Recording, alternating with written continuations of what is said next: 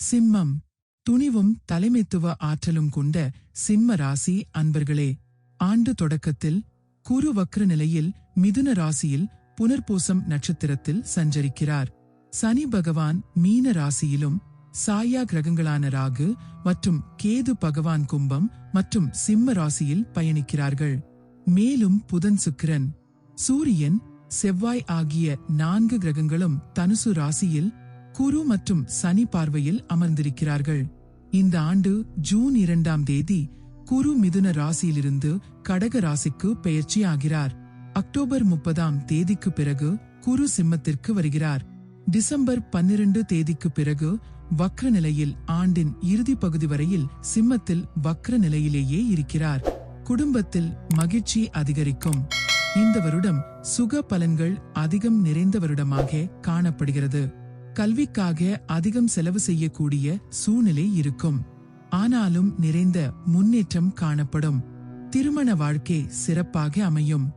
மறு திருமணத்திற்காக முயற்சி செய்து கொண்டிருக்கும் சிம்ம ராசி நேயர்களுக்கு இது ஒரு சிறப்பான வருடம். சிம்ம ராசி நேயர்களின் குழந்தைகளுக்கு அதிகப்படியான உயர்வு கிடைக்கும்.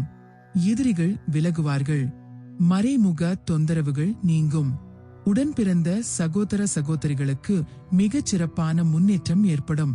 தொழில் மற்றும் வியாபாரம் அதிகம் முன்னேற்றத்தை அடையும். பதவி உயர்வுக்காக காத்து கொண்டிருக்கும் சிம்ம ராசி உத்தியோகஸ்தர்களுக்கு திடீர் பதவி உயர்வு கிடைக்கும். பெரிய மனிதர்களின் அறிமுகம் மற்றும் உதவிகள் கிடைக்கும். சுய சொத்துக்கள் ரீதியான நன்மைகள் ஏற்படும். ஆன்மீக நாட்டம் அதிகரிக்கும். மருத்துவ ரீதியான உதவிகளுடன் குழந்தை பாக்கியம் கிடைக்கும்.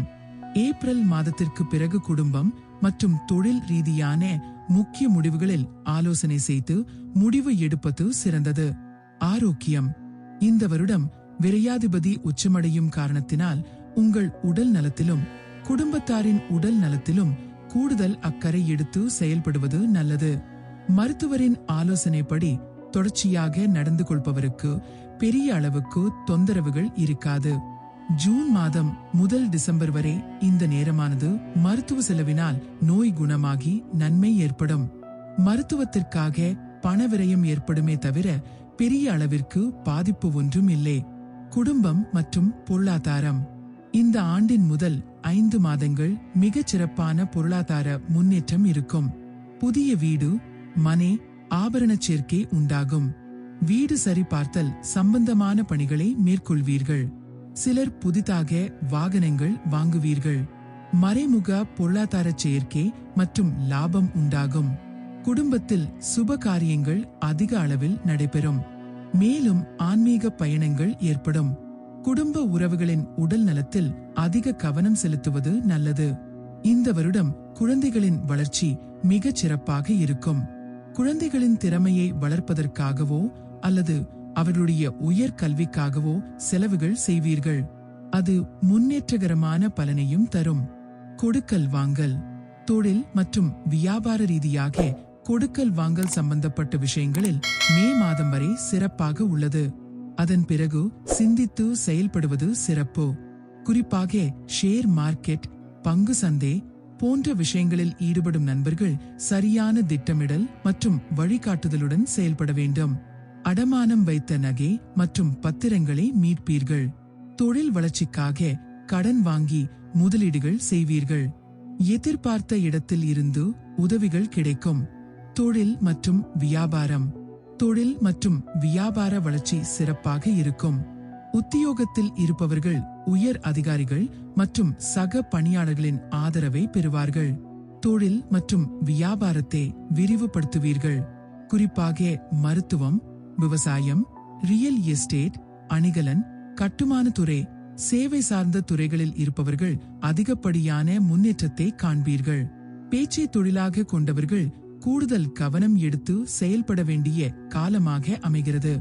சக வேலையாட்கள் இடையே சமமாக நடந்து கொள்வது அவசியம்.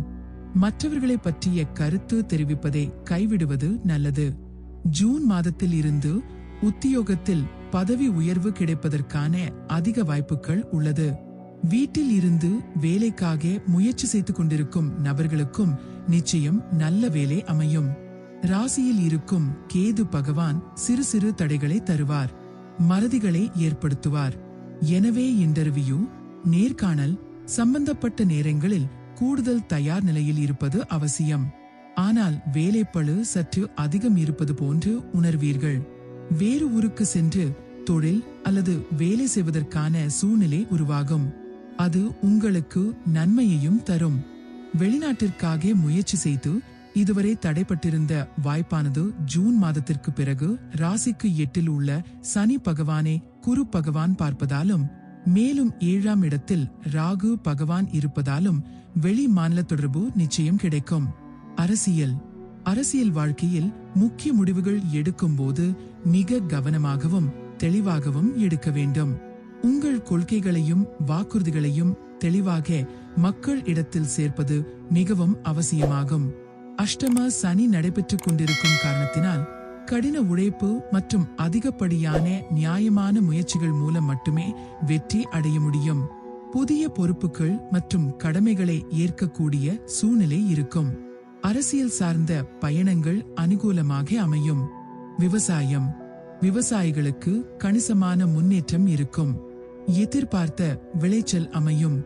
ஆண்டின் பிற்பகுதியில் லாபம் அதிகரிக்கும். மேலும் விளைநிலங்களை வாங்குவதற்கான வாய்ப்புகள் அமையும். அரசு ரீதியான அனுகூலம் உண்டாகும். நவீன தொழில்நுட்பங்களை பயன்படுத்துவதன் மூலம் கூடுதல் வெற்றி காண்பீர்கள். கலைத்துறையில் இருப்பவர்கள் கூடுதல் கவனத்துடன் செயல்பட வேண்டிய காலகட்டமாக இருக்கும். கல்வி சார்ந்த விஷயங்களில் கூடுதல் முன்னேற்றம் அடைவீர்கள். சிலர் வெளியூர் அல்லது வெளி மாநிலங்களில் தங்கி படிக்க வேண்டிய சூழ்நிலை ஏற்படும். போட்டித் தேர்வுக்காக முயற்சிக்கும் மாணவர்கள் தங்களை சுய பரிசோதனை செய்து கொள்வது நல்லது. திட்டமிட்டு கடினமாக உழைக்கும் போது எடுத்த காரியங்களில் வெற்றி பெற முடியும். சிம்ம ராசி பெண்கள் குடும்ப பொறுப்புகளை அதிகம் சுமக்க வேண்டிய சூழ்நிலை இருக்கும். பேச்சுவார்த்தையில் நிதானத்துடன் செயல்படுவது நல்லது. உங்கள் ஆரோக்கியத்தில் கூடுதல் அக்கறை செலுத்திக் கொள்ளவும். கடின முயற்சி எடுக்கும் போது கல்வி மற்றும் உத்தியோகத்தில் இருக்கும் பெண்களுக்கு அதிகப்படியான முன்னேற்றம் அமையும். மார்ச் மற்றும் ஏப்ரல் மாத காலகட்டங்களில் உங்களை பற்றிய விமர்சனங்கள் வரும். அதனை பெரிதுபடுத்திக் கொள்ள வேண்டாம். அதுவே உங்களுக்கு உங்கள் முன்னேற்றத்திற்கான வழிவகையை ஏற்படுத்தி தரும். நட்சத்திர பலன்கள். மகம் நட்சத்திரக்காரர்கள் இந்த வருடம் நிறைய பழைய சிக்கல்களில் இருந்து வெளியே வருவீர்கள். தொழில் முன்னேற்றம் சிறப்பாக இருக்கும். அதே சமயம் பணம் சார்ந்து எடுக்கும் முடிவுகளில் கூடுதல் கவனத்துடன் இருப்பது நல்லது. குடும்ப உறவுகளிடையே விட்டு கொடுத்து செல்ல வேண்டும். யாருக்கும் வாக்குறுதிகள் தர வேண்டாம். உத்தியோகத்தில் உள்ளவர்கள் உயர் அதிகாரிகளிடம் ஒருமித்த கருத்தோடு செயல்படுவது நல்லது. பூரம் இந்த வருடம் அதிகப்படியான முன்னேற்றங்களை தரக்கூடிய ஆண்டாக உங்களுக்கு அமைகிறது. இதுவரை நீங்கள் சந்தித்திருந்த தடை தாமதங்கள் நீங்கும்.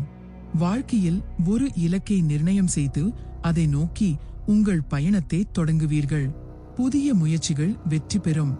வெளிநாடு வாய்ப்புகள் அமையும். போட்டித் தேர்வுகளில் கூடுதல் கவனம் தேவை. சொத்து சம்பந்தப்பட்ட பிரச்சனைகள் உங்களுக்கு அனுகூலத்தை தரும். கடன் வாங்கி வீடு, மனை அல்லது வண்டி வாகனங்கள் வாங்குவீர்கள். உத்திரம் குடும்பத்தில் சுப செலவுகள் ஏற்படும். பொருளாதார வெற்றி உண்டாகும். குழந்தைகள் நலனுக்காக அதிகம் பாடுபடுவீர்கள். இந்த வருடம் உங்களுடைய தனிப்பட்ட வளர்ச்சி சிறப்பாக இருக்கும். சிறு சிறு மருத்துவ செலவுகள் அவ்வப்போது வரும். உடல் நலத்தில் நல்ல முன்னேற்றம் இருக்கும். வெளியூர் வெளி மாநிலங்களில் வெளிநாடுகளில் வேலை செய்யக்கூடிய நபர்களின் பொருளாதார வாழ்க்கை சிறப்பாக இருக்கும். சிலர் ஊருக்கு திரும்ப வருவீர்கள். வழக்குகள் சார்ந்த தொந்தரவுகள் குறையும். ஆன்மீக எண்ணம் அதிகரிக்கும். பயணங்கள் அடிக்கடி நிகழும். திட்டமிட்டு செயல்படும் போது எடுக்கின்ற காரியங்களில் வெற்றி காண்பீர்கள். பரிகாரம் புதுக்கோட்டை மாவட்டம் அறந்தாங்கி அருகில் உள்ள சுமார் 3000 ஆண்டுகள் பழமையான எட்டியத்தளி அகத்தீஸ்வரர் கோவில் சென்று வழிபாடு செய்வது அஷ்டம சனி மற்றும் ராகு கேதுவினால் ஏற்படும் பாதிப்புகளை நீக்கி சகல காரிய வெற்றியை தரும். மேலும் மனக்குழப்பங்கள் மற்றும் தடைகள் நீங்கும். அதிர்ஷ்டம் அளிப்பவை. அதிர்ஷ்ட எண் 5 9 அதிர்ஷ்ட நிறம் கருநீலம். அதிர்ஷ்ட கல் மாணிக்கம். அதிர்ஷ்ட கிழமை ஞாயிற்றுக்கிழமை. அதிர்ஷ்ட திசை கிழக்கு வடக்கு. அதிர்ஷ்ட தெய்வம் விநாயகர்.